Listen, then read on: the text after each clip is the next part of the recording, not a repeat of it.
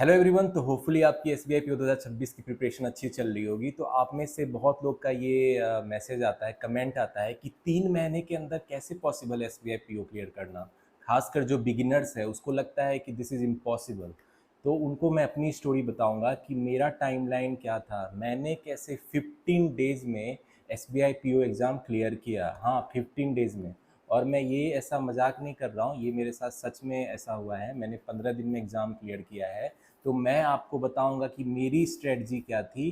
तो मेरी स्ट्रेटजी को सीख करके जो भी आपके पास 3 महीने समय है, 3 महीने तो फिर भी मेरे हिसाब से बहुत समय है। मैंने 15 डेज, ओनली 15 डेज में S P I P O clear किया, which is one of the toughest exams in India. तो आज मैं आपके साथ शेयर करने वाला हूँ अपनी स्ट्रेटजी कि मैंने मतलब इतने कम दिन में आखिर कैसे किया भाई।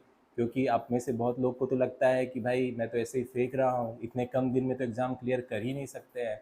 और आपको लगता है कि मैं बहुत जीनियस हूँ, बहुत स्मार्ट इंटेलिजेंट हूँ। तो आपको मैं सारा सच बताने वाला हूँ आज, तो इस वीडियो को एंड तक ज़रूर देखना। तो फर्स्ट ऑफ ऑल जो भी गाइज मेरे चैनल से जुड़े हो उनका चैनल पे मेरे वेलकम है, और उनको मैं अपनी स्टोरी बताऊं कि मैंने I B P S P O first attempt में क्लियर किया, वो भी सेल्फ स्टडी के साथ, कोचिंग की कोई हेल्प नहीं ली मैंने। और मैंने S B I P O अपने थर्ड अटैम्प्ट में क्लियर किया, लेकिन पहले 2 बार में भी मैं इंटरव्यू तक पहुंचा था। और जैसे मैंने पहले भी शेयर कर चुका हूँ कि फर्स्ट अटैम्प्ट में मैं मतलब 0.01 मार्क्स से बस मिस कर गया। तो बहुत डिसपॉइंटमेंट था। और सेकेंड अटैम्प्ट में भी इंटरव्यू तक पहुँच के भी मैं 2 मार्क्स से रह गया। तो तीसरा बार finally S P I P O मैंने क्लियर किया, वो भी 15 डेज़ में, सेल्फ स्टडी के साथ, without taking help of the coaching. और उसको उस समय जब मैं S P I P O तीसरे अटैम्प्ट में क्लियर किया, उस समय मैं बैंक ऑफ इंडिया में as a P O work कर रहा था। क्योंकि मैंने आपको बताया है I P S P O exam clear किया। लेकिन I P S P O exam देने के बाद जनवरी में मैंने एग्ज़ाम दिया था उस साल के, उसके बाद मैंने 8-10 महीने कुछ पढ़ाई नहीं की। और जो S B I P O का नोटिफिकेशन था वो दिवाली के बाद आया था, आई थिंक अक्टूबर नवंबर में आया था। तो मतलब ये बीच का जो पीरियड था 8-10 महीने का, मैंने कुछ पढ़ाई नहीं की थी। ठीक है, मेरे अरिथमेटिक के कॉन्सेप्ट क्लियर थे, लेकिन यही मेरा एक पॉजिटिव पॉइंट था। इसके अलावा मुझे सारी चीज़ की स्टार्ट से प्रिपरेशन करनी थी, तो मेरे पास बहुत कम समय था। और मैं बैंक ऑफ इंडिया में जहाँ पोस्टेड था वो यूपी बिहार के बॉर्डर पे एक जगह था। वो बहुत हेक्टिक ब्रांच थी, वो मतलब बहुत बड़ी ब्रांच थी, पुरानी ब्रांच थी, वहाँ बहुत भीड़ होती थी। तो सोचो कि इतनी हेक्टिक जॉब जब मैं 10 से 8 बजे तक काम करता था, उसके बाद में आके जितना टाइम मिलता था उसमें पढ़ाई करके मैंने कैसे क्लियर किया ये आपको बताऊंगा। तो देखो क्या हुआ कि जैसे ही नोटिफिकेशन आया S B I P O का, तो मैंने फॉर्म फिल किया, और 2 बार मैं मिस कर चुका था। तो एक अंदर से फायर था कि इस बार तो क्लियर करना है, लेकिन फिर वही टाइम मेरे पास बहुत कम था। क्योंकि नोटिफिकेशन के बाद मैंने प्रिपरेशन स्टार्ट करी, तो मेरे अरिथमेटिक के कॉन्सेप्ट क्लियर थे, ये एक पॉजिटिव पॉइंट था। लेकिन और सारे सब्जेक्ट में मुझे कैचअप करना था, रीजनिंग हो गया, इंग्लिश हो गया, जीए पढ़ना था, बहुत ज़रूरी था। इसके अलावा डिस्क्रिप्टिव भी था। तो ये सारी चीज़ें मैंने ऑन द वे प्रिपरेशन करी। और मुझे याद है कि मैं जैसे ब्रांच में पोस्टेड था, वहाँ पे मैं फ़ोन पे जीए के क्वेश्चन प्रैक्टिस करता था, लेकिन बहुत भीड़ थी तो वो लोग पढ़ने नहीं देते थे। फिर मैं वापस रूम में आता था तो मेरे 8-9 बज जाते थे, ठीक है। तो उसके बाद मैं मॉक्स लगाता था। देखो मेरे पास 15 दिन बचे थे, तो अब मैं टाइम वेस्ट नहीं कर सकता था। तो मुझे स्मार्ट स्ट्रेटजी की ज़रूरत थी, क्योंकि आपको पता है S B I P O में कितना कंपटीशन है। तो मैंने क्या किया कि मॉक्स डायरेक्ट दिया मेंस लेवल का। उसके बाद मैंने मॉक्स को एनालाइज किया कि कहाँ मैं इम्प्रूव कर सकता हूँ, फिर मैंने वो इम्प्रूव किया। उसके बाद मैंने, अगर मुझे कॉन्सेप्ट पढ़ने की ज़रूरत पड़ी तो मैंने क्लियर कर ली कॉन्सेप्ट, फिर से क्वेश्चन प्रैक्टिस किया। और मॉक्स को सबमिट करके मैं प्रैक्टिस करता था, क्योंकि मेरे पास समय नहीं था। तो उसके बाद जब प्री एग्ज़ाम तुरंत जल्दी आ गया था, बहुत मतलब जैसे ही स्टार्ट हुआ तुरंत एग्ज़ाम आ गया।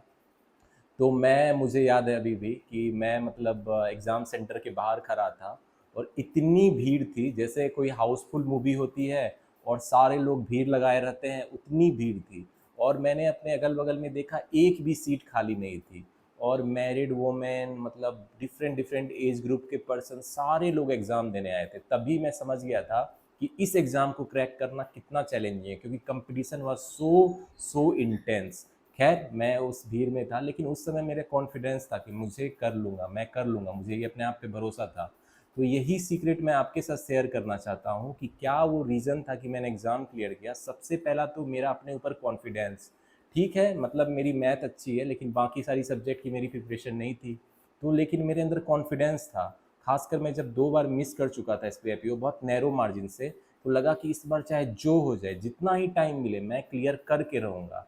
और यही कॉन्फिडेंस ने मुझे एज दिया, क्योंकि उतनी भीड़ थी, इतने लोग थे। जनरली लोग का कॉन्फिडेंस डाउन हो जाता है, यार इतने लोग कंपटीशन है, मैं एक सीट कैसे ले पाऊंगा। लेकिन मेरा और कॉन्फिडेंस बढ़ गया जब इतना भीड़ देखा ना, तो मुझे लगा और मुझे एग्ज़ाम क्लियर करना है। तो वही, अगर आप कॉन्फिडेंस रहोगे तो आधा जो है, आधा एग्ज़ाम तो आपका ऐसे ही 50% आप ऐसे ही मतलब आगे निकल जाओगे कंपटीशन से। और उल्टा भी है, अगर अपने आप पे आपको कॉन्फिडेंस नहीं है तो अच्छा पढ़ाई करके भी आप मतलब एग्ज़ाम क्लियर नहीं कर पाओगे। इसीलिए बी कॉन्फिडेंट हमेशा कहता हूँ।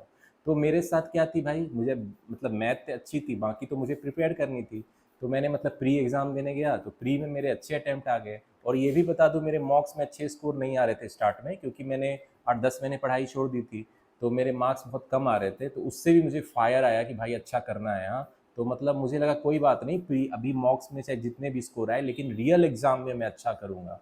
तो जिनके मॉक्स में कम स्कोर आते हैं, घबराओ नहीं, मॉक्स बस प्रैक्टिस के लिए है, उसको एनालाइज करो, वीकर एरिया पे वर्क करो और उसको सबमिट करके प्रैक्टिस करो। जितना प्रैक्टिस करोगे, रियल एग्जाम में आपको अच्छा करना है। लेकिन मेक श्योर आप मॉक में परसेंटाइल 90 के ऊपर रखो, इससे आपका पता चल रहा है कि ग्रोथ कंसिस्टेंट है। ठीक है।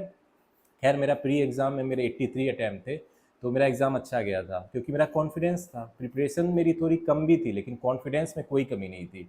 तो मुझे पता चल गया कि प्री एग्ज़ाम तो अब क्लियर हो जाएगा, तो मैं मेंस की प्रिपरेशन करने लग गया। अब पता है आपको, प्री मेंस के बीच ज़्यादा गैप नहीं मिलता है, और ऊपर से बैंक ऑफ इंडिया में था, वहाँ बहुत वर्क प्रेशर था, तो पढ़ाई करने का टाइम नहीं मिल रहा था। और छुट्टी भी आपको पता है बैंक्स में बहुत मुश्किल से मिलती है। तो मैंने जो भी टाइम था मॉक्स लगाया, प्रैक्टिस किया, कॉन्फिडेंस हमेशा रखा अपने आप पे। मैथ मेरी अच्छी थी, उस पर फोकस रखा। बाकी डिस्क्रिप्टिव में भी मैंने अच्छा करने की कोशिश की। तो मेंस एग्ज़ाम जब मैंने दिया, तो मेरा मैथ अच्छा गया था। मैथ बहुत टफ पूछा था, तो मैंने फिर भी अच्छे अटैम्प्ट किए, और सारे सब्जेक्ट में भी मेरे ठीक अटैम्प्ट थे। तो खैर, मेरा मतलब मेंस का भी रिजल्ट आया, वो भी क्लियर हो गया। अब इंटरव्यू था, तो उस समय कोरोना का टाइम था, तो इंटरव्यू 50 मार्क्स की हो गई थी, ग्रुप एक्सरसाइजेज हटा दिए गए थे। तो मैं इंटरव्यू को लेके तो कॉन्फिडेंस था। तो एलएचओ पटना जो है, एसबीआई एलएचओ पटना, वहाँ पे मेरा इंटरव्यू था। और इंटरव्यू के पहले मैंने बहुत कॉन्फिडेंट था कि मैं अच्छा करूँगा, बहुत मेरे अंदर फायर था। मैंने और बच्चों को देखा, बहुत नर्वस थे, उनको लग रहा था क्या होगा क्या होगा। नर्वस तो मैं भी था, लेकिन कॉन्फिडेंट था, क्योंकि भाई 5-5 लोग इंटरव्यू लेते हैं वहाँ पे, बीच में चेयरमैन बैठते हैं जो बहुत एक्सपीरियंस है। तो उनको हैंडल करना तो भाई चैलेंजिंग है, लेकिन मैंने हैंडल किया, मेरा इंटरव्यू भी अच्छा रहा। और उस टाइम रिजल्ट बहुत जल्दी आ गया। मुझे पता है, मैं अपने फ्रेंड से बात कर रहा था, उसने कहा तुमने चेक किया एसबीआई पीओ का फाइनल रिजल्ट आउट। अब तो मेरा हार्ट बीट बढ़ने लगा, क्योंकि आप कितना भी कॉन्फिडेंट हो, अच्छा गया हो, लेकिन रिजल्ट 2 बार खासकर जब मैं मिस कर गया था नैरो मार्जिन से, मेरा पीडीएफ में रोल नंबर नहीं था, तो मुझे बहुत डिसपॉइंटमेंट हुआ। तो जब ये तीसरा बार मैं रिजल्ट देख रहा था, तो मेरा हार्ट बीट बढ़ गया। तो मैंने अपना जो एडमिट कार्ड है उससे रोल नंबर निकाला, फिर पीडीएफ में चेक किया। पीडीएफ में छोटे छोटे रोल नंबर होते हैं। तो मैंने एक बार में ओवरव्यू लिया, तो अरे मेरा रोल नंबर फिर से नहीं है, मेरा हार्ट बीट फिर से बढ़ गया। लेकिन मैंने उस समय अपने आप पे भरोसा रखा, फिर से एडमिट कार्ड में रोल नंबर देखा, और धीरे धीरे स्क्रॉल करके जूम करके देखा। हाँ, मतलब मुझे अपना रोल नंबर दिख गया। तो उसको फिर से कंफर्म करने के लिए मैंने सर्च बार में अपना रोल नंबर डाला, फिर सर्च मारा, तो उसमें लिखा पीडीएफ में 1 by 1 रिजल्ट फाउंड। तब मुझे भरोसा हो गया कि I clear the most competitive examination in India, SBI PO. तो उसके बाद मुझे थोड़ा राहत मिला, क्योंकि 2 बार जब आप मिस कर जाते हो नैरो मार्जिन से, तो राहत मिलती है। खुशी तो थी, लेकिन राहत थी। तो इस तरीके से मैं बैंक ऑफ इंडिया में जो पीओ वर्क कर रहा था, इतनी हेक्टिव जॉब थी, फिर भी मैंने बचे टाइम, 15 दिन मुश्किल से मैंने दिया होगा, उतने कम टाइम में मैंने एग्ज़ाम क्लियर किया। उसके पहले मैं 8-10 महीने मतलब बिल्कुल पढ़ाई नहीं की, वही मैं वेट कर रहा था ज्वाइनिंग की बैंक ऑफ इंडिया में, और उस टाइम मैंने कोई पढ़ाई नहीं की थी।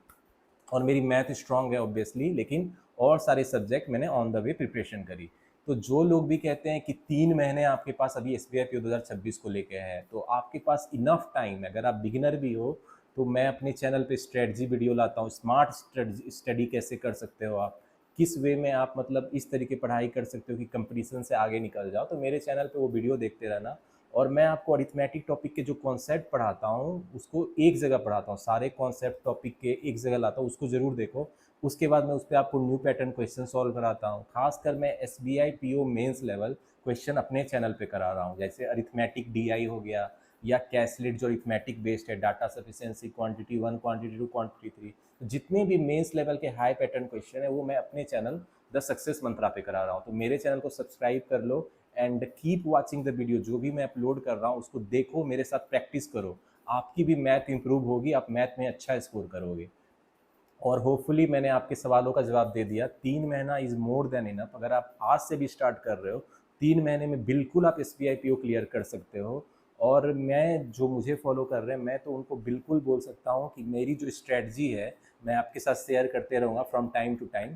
और मैथ तो खैर मैं आपको पढ़ाने वाला हूँ, अरिथमेटिक के सारे टॉपिक पढ़ाऊँगा और मेंस लेवल पढ़ाऊँगा।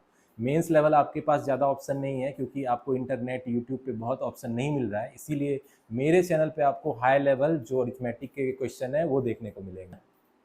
फिलहाल आज के लिए मैं जो परम्यूटेशन कम्बिनेशन है उसकी कॉन्सेप्ट वाली वीडियो लाने वाला हूँ, तो मेरे चैनल पे वो वीडियो ज़रूर देखना। उसके साथ मैं क्वेश्चन प्रैक्टिस भी कराऊंगा ताकि आपको कॉन्सेप्ट भी क्लियर हो जाए अच्छे से एग्जाम्पल प्रैक्टिस करते हुए। तो मेरे चैनल को सब्सक्राइब कर लेना। तो guys hopefully you are preparing your best for SBI PO 2026 examination.